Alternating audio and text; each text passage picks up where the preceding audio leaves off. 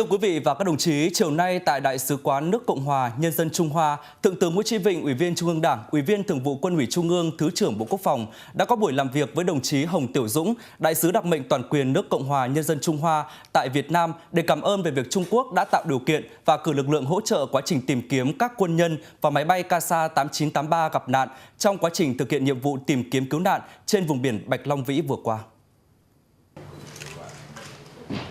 Tại buổi làm việc, thay mặt Quân ủy Trung ương, Bộ Quốc phòng và gia đình các liệt sĩ trong vụ tai nạn máy bay KC-8983, Thượng tướng Nguyễn Chí Vịnh gửi lời cảm ơn Đảng, Chính phủ, quân đội và các cơ quan chức năng Trung Quốc và cá nhân đồng chí Đại sứ Hồng Tiểu Dũng đã chia sẻ, hợp tác, hỗ trợ giúp đỡ công tác tìm kiếm cứu nạn trên biển trong thời gian vừa qua.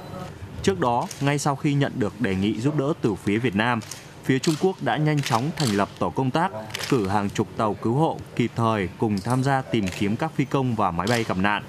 Thượng tướng Nguyễn Chí Vịnh mong muốn hai bên sẽ có cơ chế về việc hợp tác tìm kiếm cứu nạn trên biển dựa trên luật pháp hai nước và luật pháp quốc tế.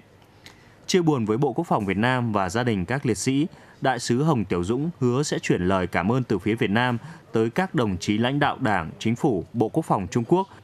đồng thời khẳng định việc hỗ trợ tìm kiếm các nạn nhân trong vụ tai nạn máy bay là việc phía Trung Quốc nên làm. Những hoạt động như thế sẽ góp phần tăng cường hơn nữa quan hệ hữu nghị và hợp tác truyền thống giữa hai quốc gia Trung Quốc và Việt Nam.